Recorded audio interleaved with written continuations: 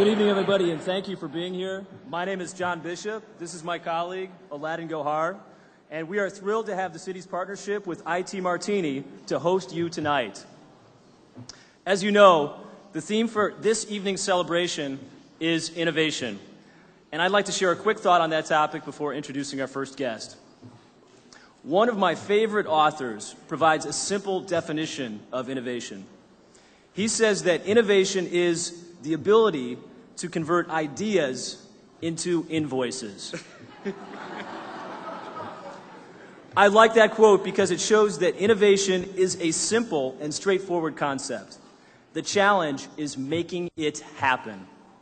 That's why I'm excited to be here and now with so many who have made it happen.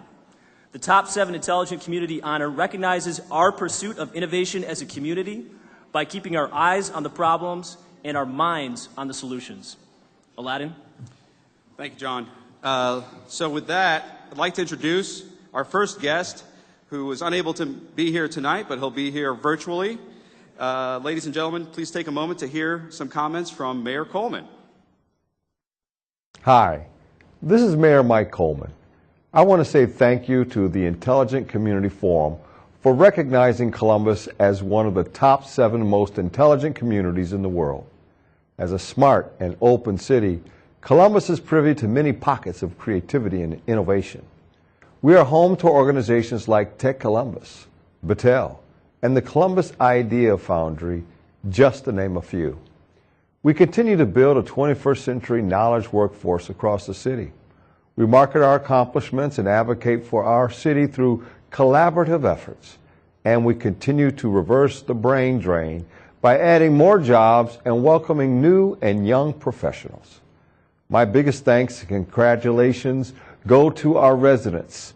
It is because of your contributions to Columbus that we continue to be one of the best cities in the nation and in the world to live, work, and raise a family.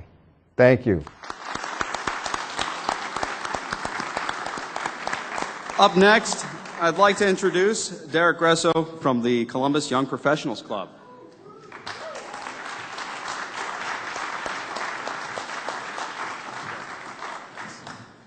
Thanks to John and Aladdin for putting together such a wonderful, what do they say, stirring community of professionals. So thanks to IT Martini and the folks who asked me to be here today. Today I stand here representing the Columbus Young Professionals Club. Over 18,000 members who are young adults, young artists, entrepreneurs, students, teachers, and more. And over 300,000 young adults in their 20s and 30s who are looking to connect. I stand here representing an idea, albeit a simple one, to connect like-minded people with one another. That's what Columbus means to me. Columbus is a community of ideas, of people with wonderful ideas, and now we know one of the most intelligent cities in the world. I stand here representing an opportunity. I didn't grow up in Columbus, I didn't grow up in Central Ohio or in the state of Ohio, but I moved here, and Columbus, the community, the idea, the people, welcomed me with open arms. I stand here representing a community of Columbus, Ohio. And what the Columbus Young Professionals Club represents is an opportunity where I, as an innovator, as an entrepreneur, as a person who saw an opportunity and asked for other people to come along for the ride, they saw an opportunity as well. And now we have another number one. The CYP Club represents the nation's largest organization of young professionals in the country.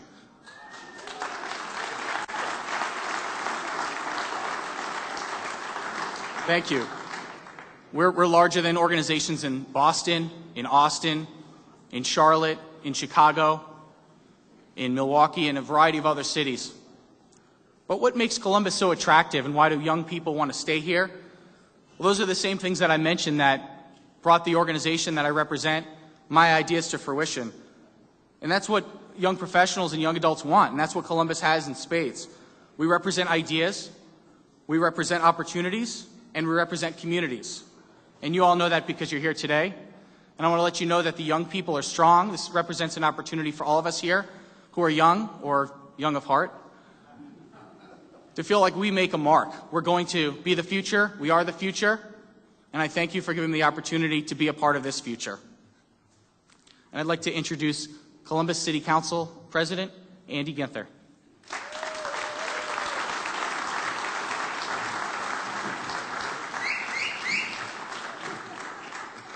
Thank you, Derek, for you and your leadership and all of your group's great work throughout this community. Although this is a special night collectively as a community, I do want to reinforce to Robert that this is just another night in Columbus. You know, we are very proud of all of the great ways that we partner and work together in this community that makes us such a remarkable place. We're grateful to accept the Intelligent Community Forum's tremendous honor on behalf of the city. Columbus is a smart and open city where we welcome people from all walks of life. Our high quality of life is due in large part to our progressive attitude and our diverse population. We're an educated community with more than 40 colleges and universities in the region, international brain trusts such as Battelle in chemical abstracts, and a youthful, vibrant, engaged citizenry whose median age I've just escaped at the age of 37, but our median age of 35. More than 40,000 people work at tech-related jobs in the Columbus region, and that number is projected to keep growing. We can support a vibrant tech industry in Columbus because the public and private sector work together to invest in technology. At Columbus City Council, we support efforts like Tech Columbus, an international leader in assisting technology firms become successful businesses. We also invest in our infrastructure. How fitting, President Pro Tem Miller, that just last night, as part of the capital budget, our largest investment in fiber optic cable network in the city's history, to have Robert in council chambers last night to recognize that investment. We've partnered with The Ohio State University and the Ohio Supercomputer Center to enhance the speed of the city's internet access for our residents and businesses. In Columbus, we are serious about technology. But let's take a moment to reflect on what an amazing city we live in, just in the words and feelings of a little biased city council president. But how about some third-party validation? A Gallup report ranks Columbus second in the nation amongst major cities for new job creation. Research from the American City Business Journals revealed that Columbus is the only Midwestern city to have regained more jobs than it lost in the Great Recession. Forbes ranks us as one of the 15 best cities in America for female entrepreneurs. We earned the 2013 Green City Award from Waste and Recycling News for our commitment to making Columbus a sustainable, environmentally friendly city. Financial planning site NerdWallet ranked Columbus a top 10 big city for home ownership based on the availability and affordability of homes and the likelihood that our city will continue to grow and prosper. Site Selection magazine ranked Columbus in its national top 10 for corporate facility location, a recognition of the high number of new and expanded facilities here. But it's because we're a welcoming community, a community focused on adding and growing forward together, that we continue to be recognized as a great community for working women. Are there any working women out there? African Americans, Latinos, and those in the LGBTQ community. Columbus is a very special place, a place that I'm thrilled to help lead with outstanding public servants. Our Clerk of Courts, Mary Ellen O'Shaughnessy, is right here. And I have my colleagues from Council, Councilmember Troy Miller, Councilmember Herschel Craig, Councilmember Eileen Paley. The great part about Columbus, and we've just celebrated this through our bicentennial, in Columbus we're always focused on what's next. And I think Robert is coming to find out during his time in here in Columbus, it's going to include going from the top 7 to the #1 most intelligent community forum in the world.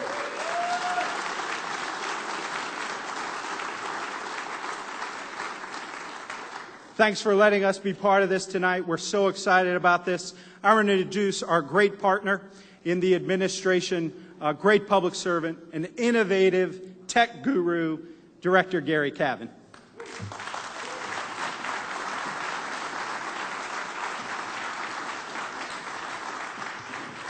I'm not sure President Ginther was talking about me, but I'll accept those accolades gracefully. I'm going to keep it brief because I was asked to keep it brief. One of the things I will say, though, is that this is an amazing event. When we started down this journey and we applied to become one of the best cities in the world, we had high expectations.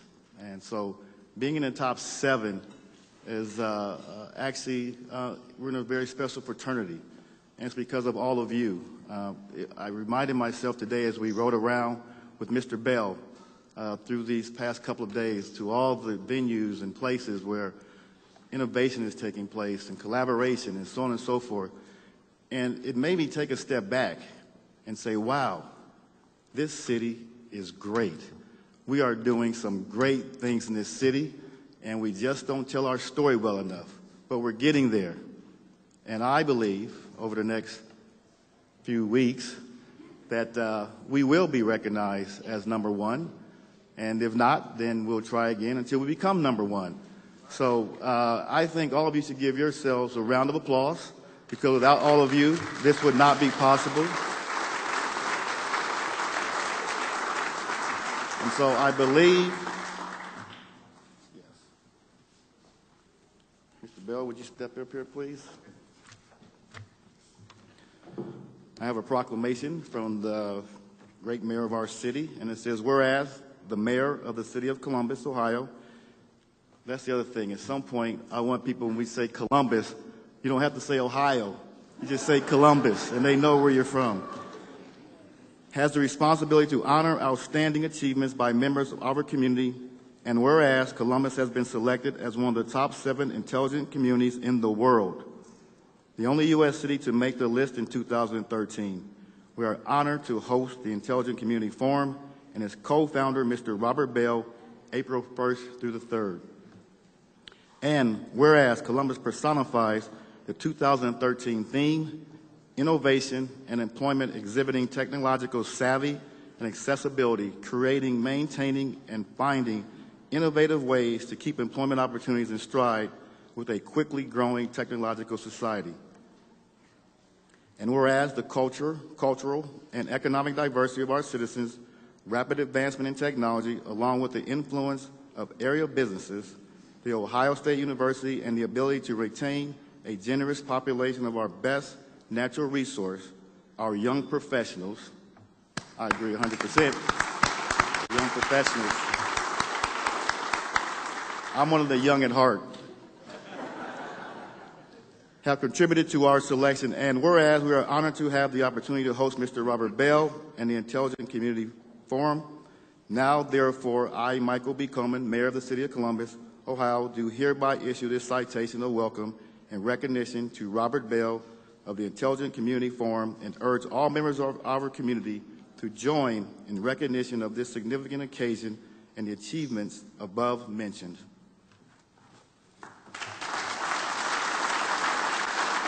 Thank you, sir.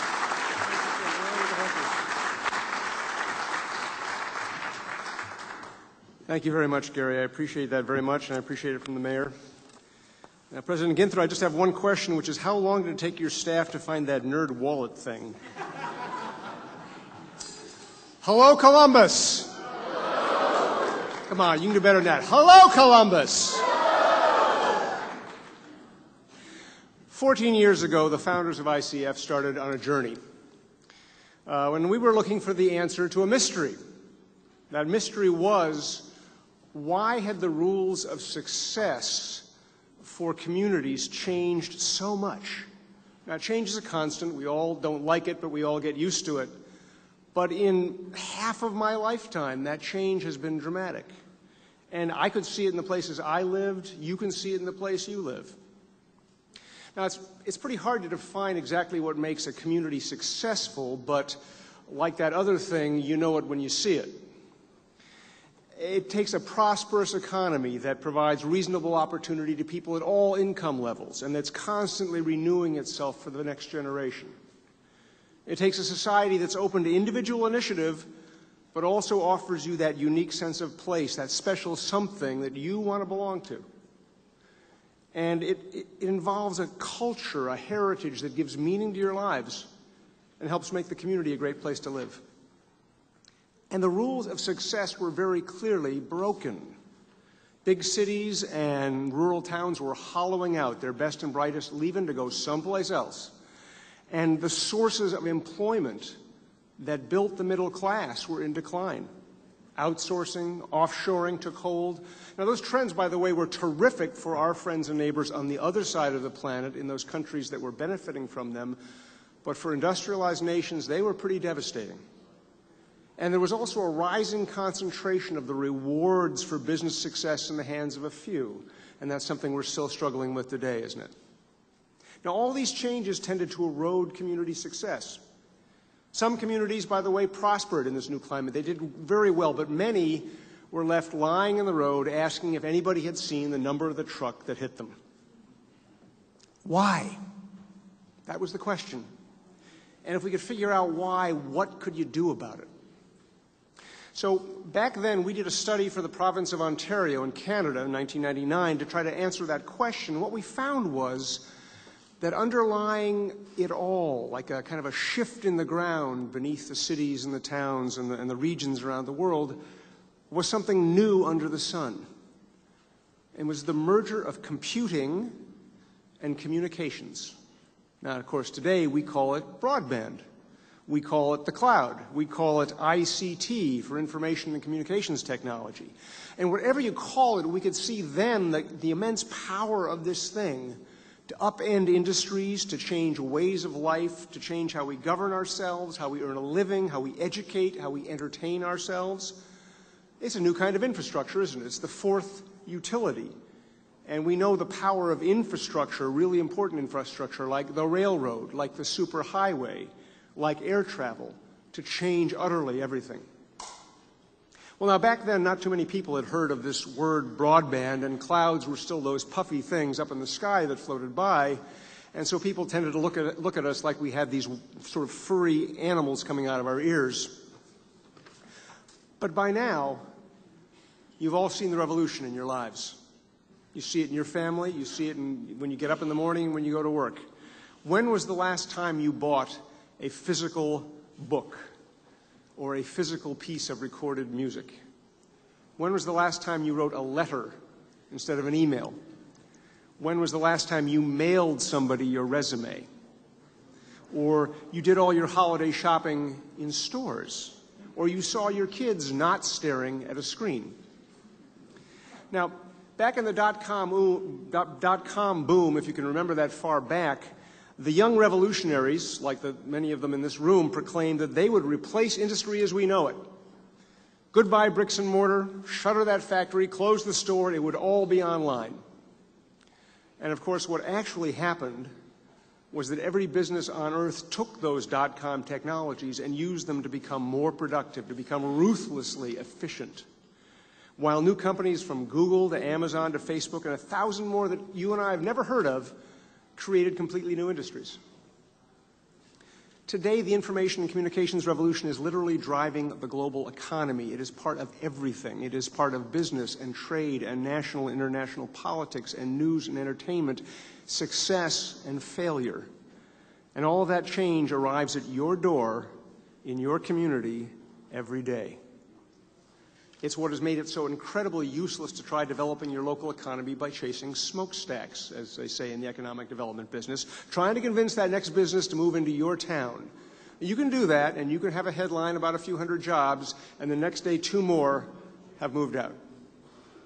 In the 21st century, you need to grow your own, whether it is smokestacks or data stacks. You need to innovate in a local economy that's powered by the limitless resource of knowledge and human ingenuity. So communities that are prospering in this broadband economy, as we call it, have adapted to its demands. Because the great thing, the silver lining inside that cloud, is the fact that information and communications technologies, They offer incredible benefits to communities. It's literally a way to build a more sustainable, a more flexible economy, a more open and flexible society, a more creative culture. But it doesn't happen by itself. You have to want it, and you have to work at it. Now, communities that are being run over in this broadband economy and are still asking for the number of that truck, they are not adapting. Maybe they lack the vision. Maybe they lack the kind of leadership that you have here. Maybe they have a culture that's afraid of the new. Or maybe they're just so weighed down by the legacy problems of the past that they can barely breathe. And I think it's tragic. I am moved to tears every time I see a city or a town that was once a great place to live, a great place to work, a great place to raise children and to build a business that seems to be on its last legs. So at ICF, we study the communities that succeed. And we share their stories, their challenges, their successes, the lessons that they learned from doing it the wrong way, and the intangible spirit that got them through the hard times. And most of this knowledge is not about technology. Information and communications technologies are like the storms that have swept across this entire continent over the past year. They have remade landscapes. They have changed ways of life. And they've challenged all of our abilities to survive and prosper. What we study is how communities adapt to those storms and how they turn them into prosperity, into social health, into cultural richness. Early next year, we're going to publish a new book called Reboot: How to Save the World One Community at a Time. And we really believe that. We believe that the city, the town, the region is the best place to create change. And given the state right now of our national politics, it may be the only place where we can come to grips with the real challenges of our time and make a difference. Last year, the Columbus Metro region decided to join us on this journey, and we were very glad that you did. In October, we named you as one of our Smart 21 communities of the year. That's 21 out of the average of about 400 that we track each year. And then in January, we named Columbus to a more exclusive group, the Top 7 Intelligent Communities. And I got to tell you, you earned it.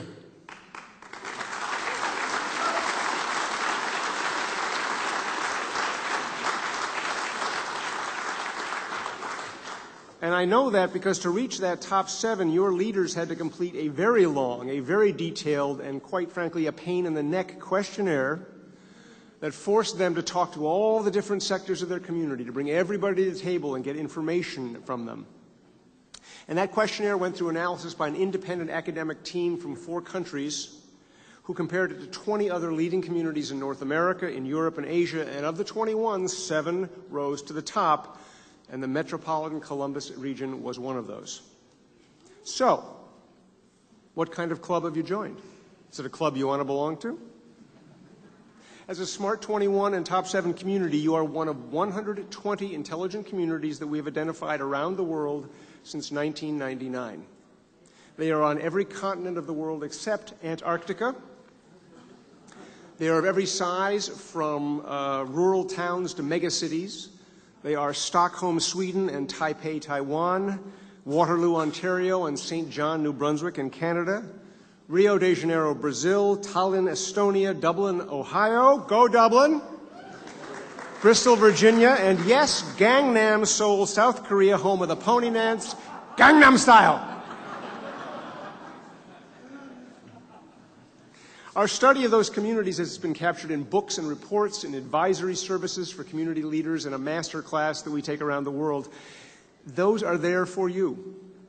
And also there's a growing number of ICF institutes being planned to build the knowledge base of our movement and act as a beacon to more cities and towns. And the first one is up and running right here in Ohio.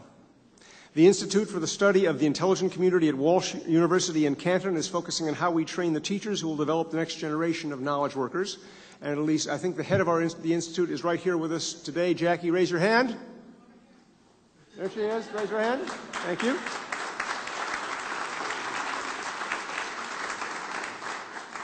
In June, Columbus will be among the top 7 attending the ICF Summit in New York City. And on June 7th, after another round of independent analysis by a research group actually based in India that helped us develop our methodology, we will name one of them as the Intelligent Community of the Year. And that will be a proud, proud moment for one of the top 7 communities. It may be a proud, proud moment for Columbus.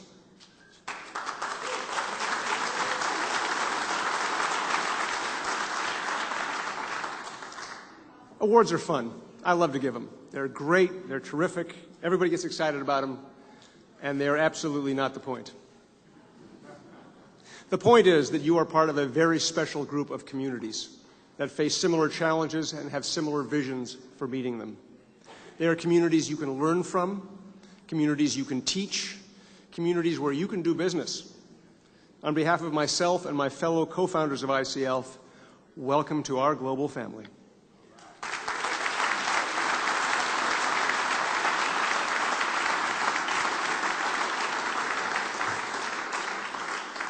Someone once asked me to sum up in a lot fewer words than I've used here exactly what it is that ICF is measuring with all of these questionnaires and this complicated analytic process that we put so much time into. And I had one of those moments where your mouth starts moving before your brain is in gear. Now, normally that doesn't work out so well. But in this particular case, it was okay. I found myself saying that when you get right down to it, ICF measures whether communities have the brains and the heart to seize their destiny in a world turned upside down. Now, I'm new here in town, but this much is clear even to me. Metropolitan Columbus is that kind of place. Thank you.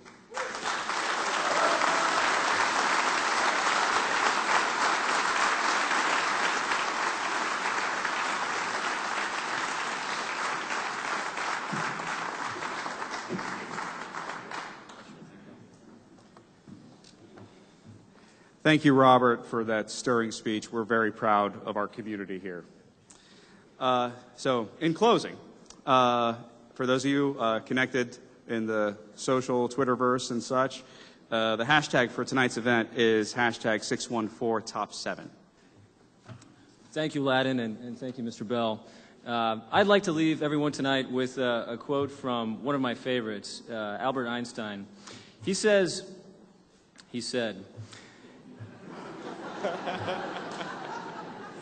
he lives right here, so that's why I used him in the present tense.